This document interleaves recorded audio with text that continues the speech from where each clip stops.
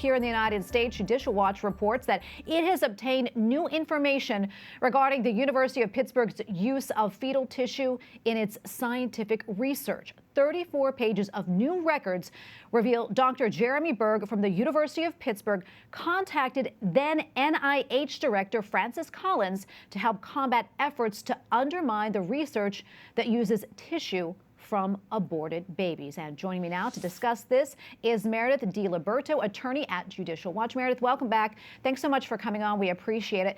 One more, can you tell us about the new records that Judicial Watch has obtained and the information in those reports?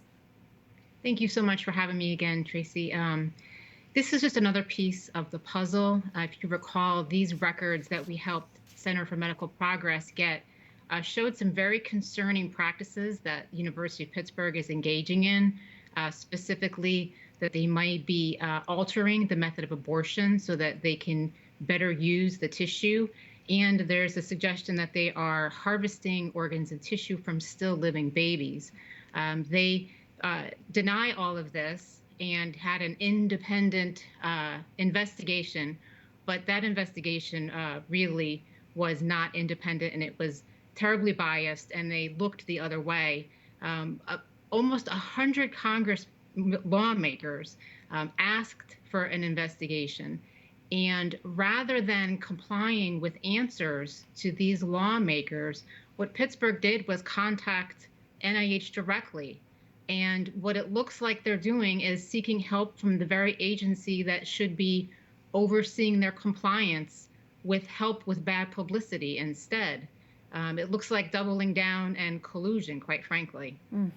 It's also disturbing. Meredith, let's talk a little bit more about that. I mean, how significant is it that Pitt actually reached out to the NIH to get its help?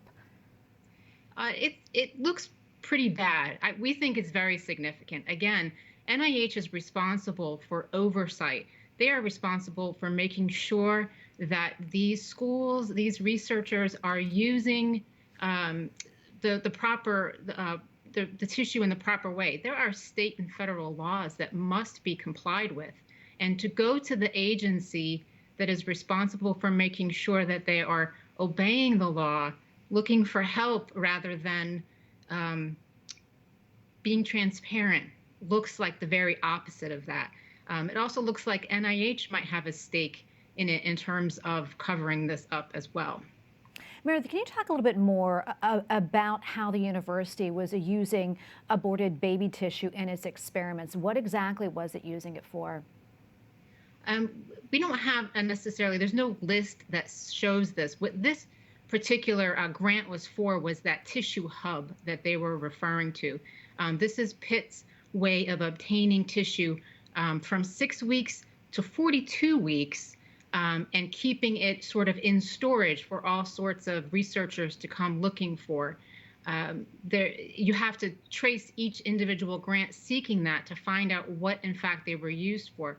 We do know that Pitt has been using scalps from aborted babies to grow on the backs and bellies of mice to create humanized mice.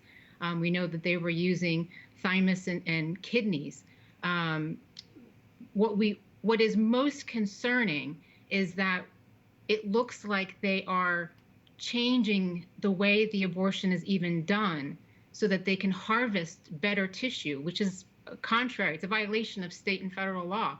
There's also a suggestion that these babies may be born alive and then harvested. And so whatever benefit Pitt purports to be getting from this does not condone what would be infanticide. This is all so hard to fathom. And Meredith, we thank you so much for coming on and talking to us about it and shedding light on this. We appreciate it. Thank you so much.